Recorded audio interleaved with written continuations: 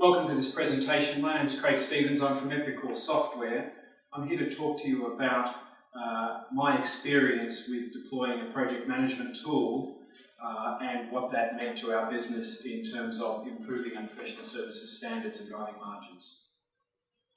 Just to give you a little bit of background of the company that I'm with, it's Epicor Software. We sell and implement ERP systems around the world. We've got in Europe, where we've deployed this project management tool, about 160 consultants. We have revenues 32 million last year. Our product range means that we do something between 50 days and 1,000 days worth of professional services. Average of 125 days really is the sort of typical project that we run. We're doing a whole range of services, so from installation all the way through to testing and commissioning, going live, and some post-live support. The most unique thing about our business is that every project is unique. We cannot use a single cookie-cutter approach and say that every customer is going to be exactly 88 days and it's going to be 2 days of this and 4 days of that. We have to customise that depending on the circumstances of the customer. Different customers have different levels of experience in deploying IT projects or ERP systems, and so we have to tailor our services to align with that. Before we get started, I think it's important for this journey to step back in time to a simpler time when we had people like Blair in office, we had teams like Manchester United working well and playing well, and people like Cristiano Ronaldo there.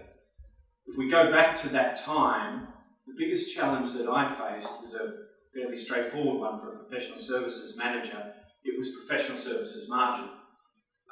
Our margin was, in Europe, only 15% compared to my colleagues in the US at 23%. And I can justify a whole lot of reasons why we were operating at a lower margin than that, but at the end of the day, my challenge was to try and improve my margin and close that gap. What could I do? Well, there's really only three things that a professional services manager can do to try and improve his margins. I call them the holy trinity of margins. The first one is increase your rates, increase the average rates that you're selling time for. The next one, improve your utilisation, get more billable hours per month out of each consultant that you have.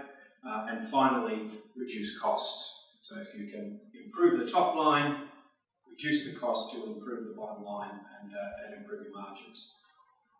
It's pretty simple stuff. It translates to running faster in the wheel for our consultants. Just work harder, run faster in the wheel. That's pretty boring, I'm afraid. If I've put you to sleep with that quick analysis, then I apologise for that, but it is a bit boring. It's not what excites me, getting people to run faster in the wheel. I want to do things better. I want to implement improvements through change rather than just asking people to run faster.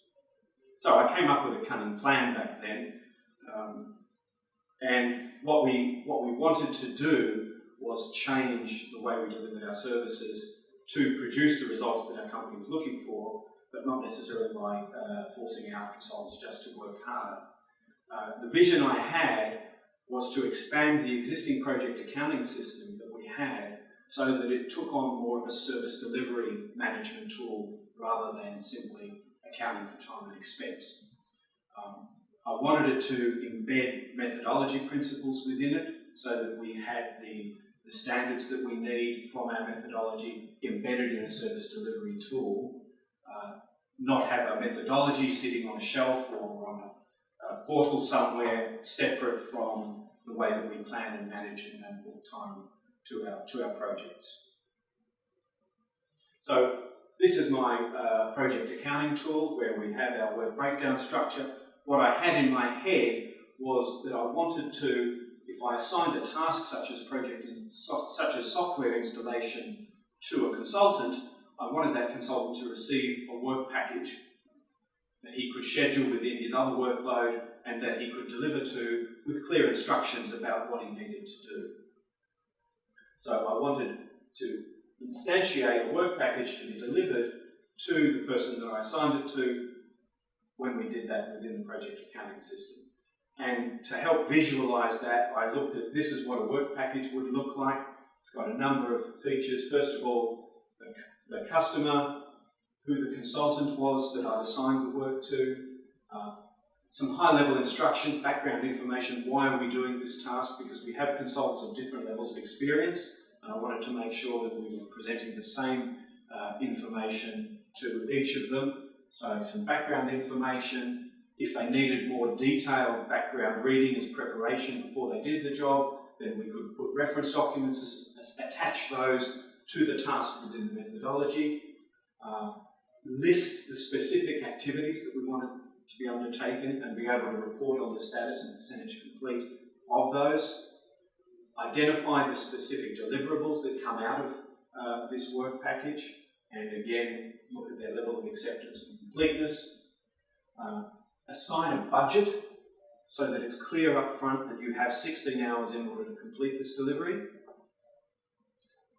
At the same time, within this environment, within this work package where we're completing the work, capture the time at the same time. So not having a timesheet as an afterthought or an end of week or end of month activity, but really capturing the time within the actions that you're undertaking.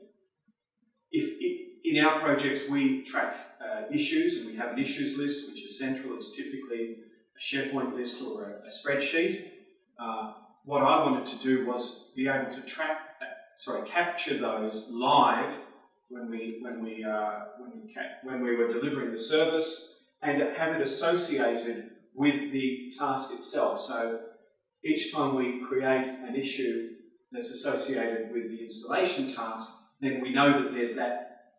Not only it's assigned to the project, not only is it assigned to the individual, but we can also see where in the project that issue is arising.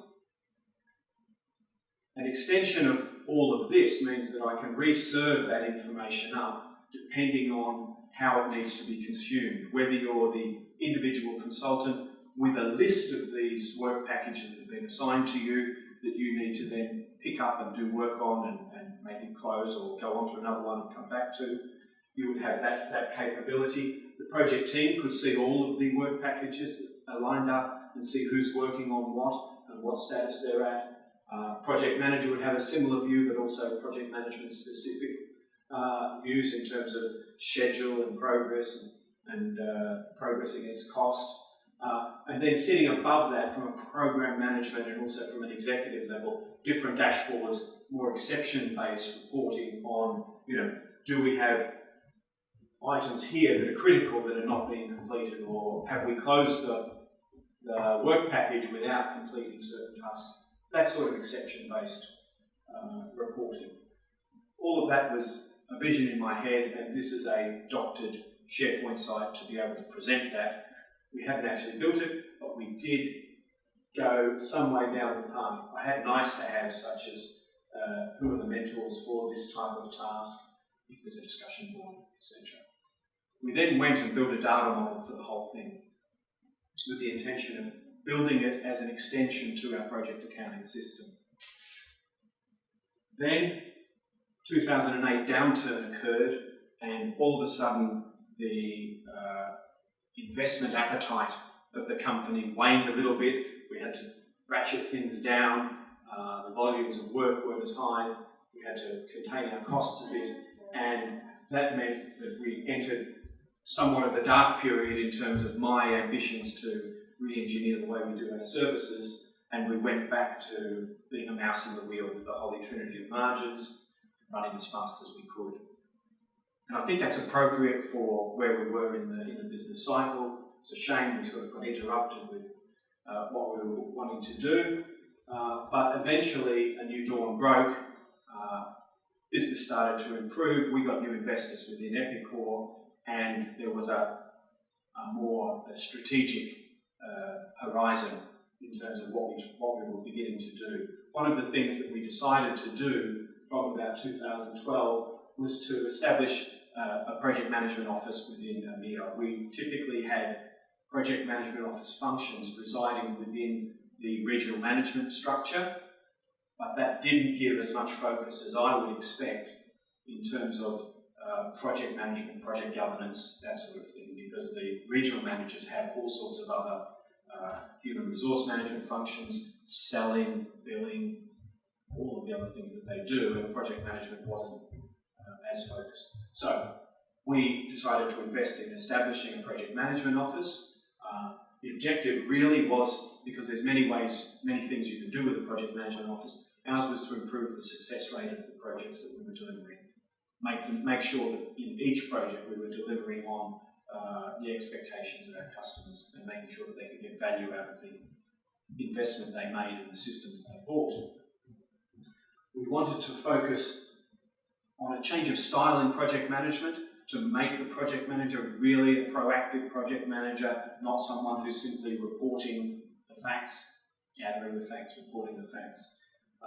We wanted to make sure our projects were more predictable and that we could adhere to standards rather than relying on individual predilections to how much standardisation the consultant wanted to follow.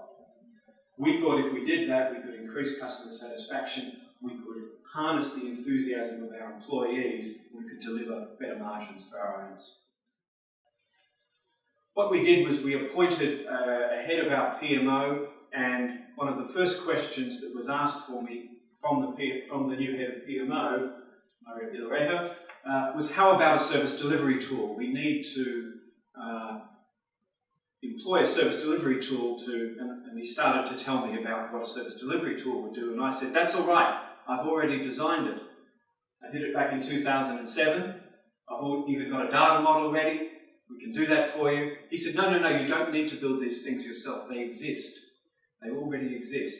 So what we did was we then looked at what was available in the market, we set our project success criteria, what we were looking for, what was important to us, so that we could make the right decision about who we would select as a provider for this service.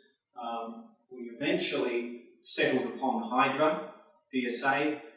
When we selected it, it was called eTask, it's Hydra PSA now, and there were two main reasons that we selected that tool. The first one was the blueprint capability, which was really exactly what I had in mind way back in the day, which was this top part of my data model where we would create a blueprint and then we would instantiate that for each project that we captured. So that was very important to me, very attractive that it had all of the features that we need from a signature implementation methodology support perspective. You can see here within the Hydra PSA tool, we've embedded our signature methodology as a blueprint. The other one was the partnership approach. We knew that we didn't necessarily do things the way that every other professional services organisation operated, and we were looking for a partner that would work with us to help us get the best out of the tool. So they were the two sort of criteria that we set ourselves, and Hydra PSA was the one that came up best with those two. So finally, this cunning plan began to take fruition. We only had two major change management issues. The first one was the project manager, and the second one was the consultant. And from both sides, we did face challenges. I mean, they were our main stakeholders in this, and that's where we saw the major challenges. From a project manager's perspective, it wasn't the tool that was the challenge, it was really more of the change of style that I mentioned earlier that we wanted to introduce with the PMO. We wanted our project managers to stop scheduling and start planning, and planning in the expanded sense of that word, not just putting things down on a plan. We wanted them to manage their projects rather than administer. We wanted them to focus on the success of the project and not to simply try and control and report on budget and variations to budget. We wanted to perform real risk management, not listing potential risks in the project. And we really wanted, with that change of style, leading and driving the project to a success, not just status reporting. That's what we're looking for. From the consultant side, it was much better. They appreciated the new tool. They appreciated the efficiency of communication, because communication is one of the biggest challenges in project delivery. And typically we had done so by email, by one-on-one telephone calls or conference calls with the project management team. All of this is not very effective and efficient. There needs to be that dialogue, but also if you're completing work and you're updating your tool to say that this work's been completed, we should not then have to tell the project manager what we've done. It should all be readily available to him in real time. The challenges we faced on the consultant side were interesting. We had done some staff surveys to find out what our staff liked about working at Epicor and what they would like us to improve in working at Epicor. And the main thing within the consultants that really motivated them was the ability to do things the way they wanted to do it. They had an independence, an autonomy. They weren't following a very detailed, prescriptive methodology. They were able to do it with their own style and so on. What we didn't want to do in deploying this was to break that motivational factor. So that was a challenge. Some consultants had grown up, some of our guys are older than me, and they've been doing it their way for a long time. So to ask them to follow a methodology which is now not a binder on a wall or on a shelf, it's now something that they actually have to deliver to within the service delivery tool. This is a challenge. The key to the success there was to make sure that they understood the benefits of what we were trying to do and make sure that we managed how much we could maintain their own freedom and autonomy, but in a way that maintained our own standards as well. So what is it that we could have done better in the deployment of Hydra PSA? I think change management we do this for a living as well, and change management is often the biggest challenge that we face as well with our projects, and in our case I think we could have done things better. Just for way of an example of how not to do change management, here's instructions from our project manager. Hello, I'm getting pressure from Mario, our PMO, and Craig, our PS leader, to start using eTask. From Monday, can you put your hours into eTask? eTask is Hydra PSA. If you have any problems, let me know. The consultant wasn't enamoured with that instruction. No chance, I've never seen this, I'm too busy, what are you asking me to do? We had before that already set an expectation that this is not a new time capture tool, that this is a service delivery tool. We believed we'd gone through all of the change management steps to make people aware of why we wanted to deliver this, how it would benefit them, etc., etc. But even with what we thought was reasonable change management effort, we still faced challenges like this, and so we learned from that. Interesting. What have we done well? We've improved our status reporting to our customers. We've simplified the work breakdown structure that we follow, and I'll show you how that's been important to us. Part of the PMO change of style is to focus on deliverables rather than activities, and I'll talk to you a little bit about that. We've got a much higher level of consistency from project to project. We've been able to learn from the projects that we've delivered and evolve our methodology based on that, and we're providing better estimates and constantly improving our estimating methodology. I'll take you through each of those. From better estimating perspective, we've now got a process where we can sit down with the tool, with the prospect, and take them through how we would imagine their project to operate. When we do that, they can actually see that this is not a methodology that's in some binders on a shelf on the wall, that this is a living, breathing delivery tool that makes sure that we deliver on the promises that we make up front. This gives the prospect a lot more confidence that we're actually going to follow a methodology, because that's a question that often gets asked. I've spoken to many of your competitors, Craig, and everybody's got a methodology, but I always hear that people don't follow them as well as they can. So what we do in trying to explain our methodology rather than a set of PowerPoints, we now have the methodology embedded in the tool. We can sit with the prospect, we can take them through, and as I mentioned up front, every project is unique, so we need to tailor it. We can do that within the tool in real time to not only come up with that estimate, but to come up with an estimate that the customer buys into, the prospect buys into. I think it's a much better approach. It gives us, we do want to aim ourselves at the higher end of the quality spectrum, and we charge accordingly. and this helps us to maintain that quality profile and to avoid discounting and sort of cost-based competition. From a status reporting perspective, we replaced the traditional static Word-based, or recently we've been using PowerPoint-based status reporting with something that's real-time. So what we have been doing in the past is this sort of snapshot of the project status.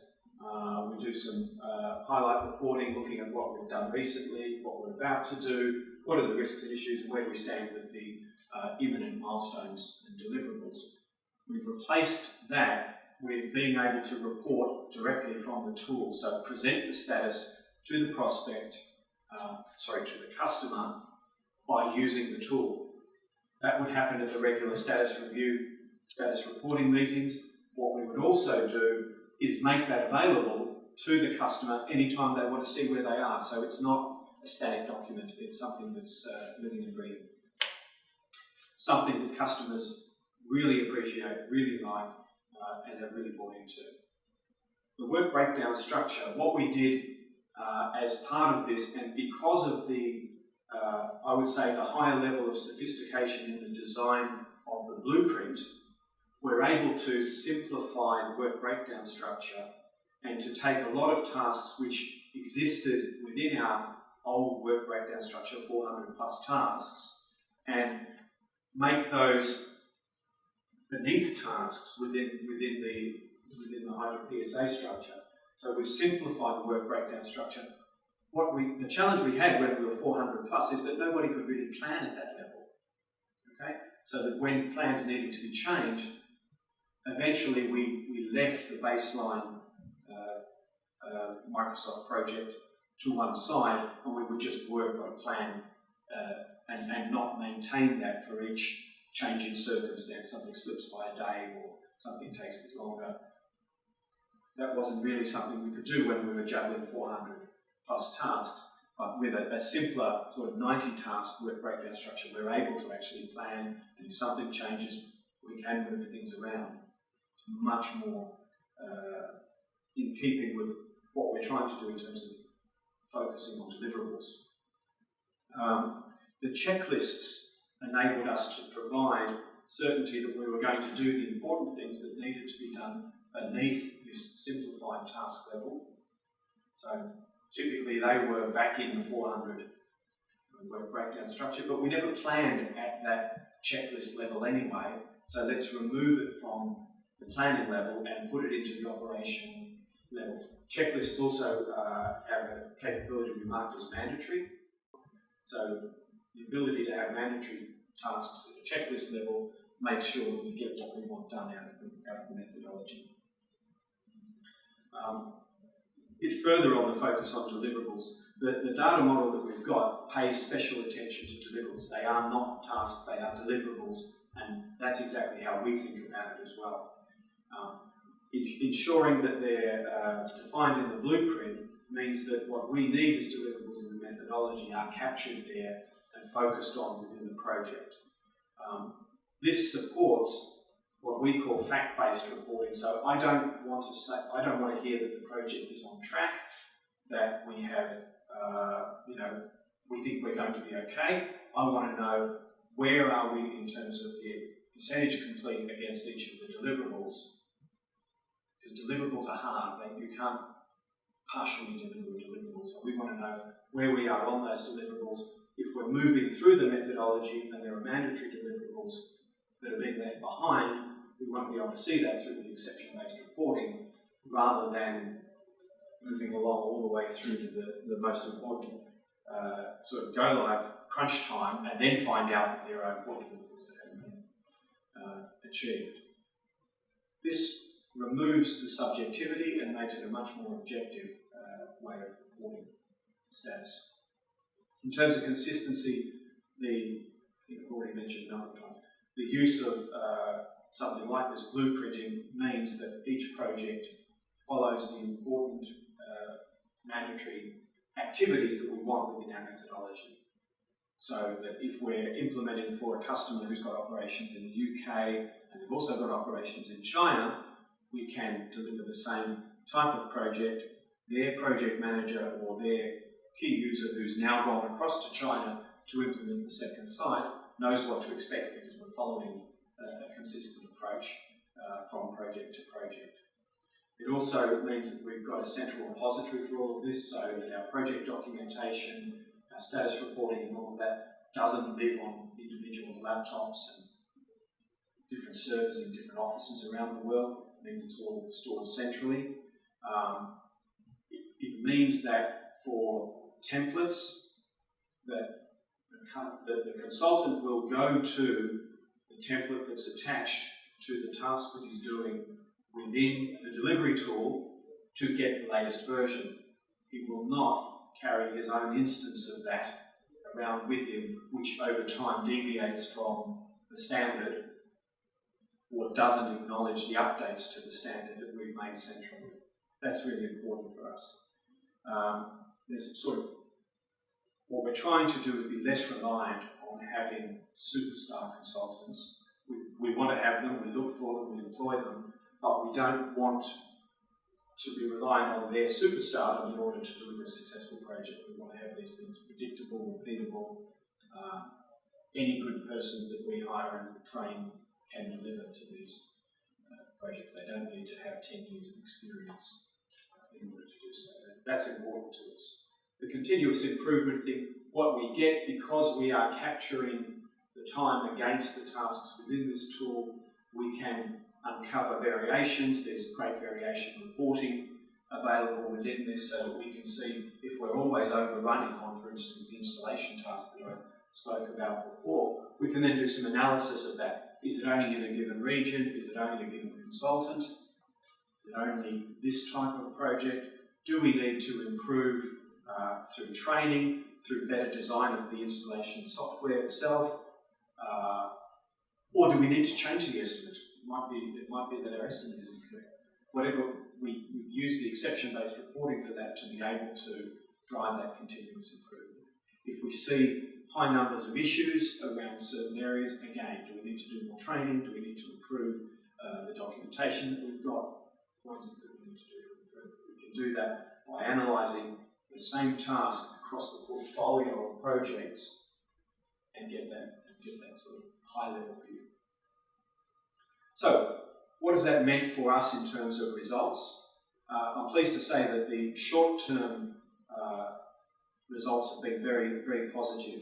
We've had 18 projects so far operating using the project delivery tool, about $5.5 million worth. Feedback from our customers has been amazingly positive because it's something that we expose to our customers. They get to look at it and they like the look of it. Many of them want to use the tool for their own team within our project, and some have asked for licenses. They want to buy their own licenses for other projects that they're running, so I think that's an endorsement of the tool. We've also seen improvement in our Net Promoter Scores. We measure how likely are you to recommend professional services to friends or so on, and we've seen an improvement in that through the life of this relationship. From an employee's perspective, the communication is much improved. Whereas things used to be informal, email-based, telephone-based, it's not just that it's captured centrally, it's the change of mindset that brings about that means that we're thinking, well, this is on the record, this is in a permanent place, and so we get a higher level of communication standards from everybody involved in the project, but also because it's central, it's much more efficient communication process as well. I'm pleased to say in the UK, where most of these projects have been run, the professional services margins are already improving, and we're showing significant improvement there. We were 12% in financial year 12, and we're up to 21% financial year 13, and we're tracking to be higher than that at the halfway of financial year 14. At the end of the day, that's where my problem was at the start. That's what I was trying to do, and that's what we're getting out of it. I've also seen margin improvement in the Middle East. It started from a lower base, so I won't give you the details of those. The other thing because we've exposed this tool in the pre-sales situation for that estimating and walking them through the methodology, we're also contributing to the success of the sales team here for new license sales. Professional services has been foregrounded in the sales process, so instead of it being a product-based sale, I would say we now have equal billing with the product in terms of our professional services capability, and the use of this tool in terms of that pre-sales process has been a fantastic benefit as well, and has contributed to a significant growth year over year for the last 2 years of the UK sales team. Good.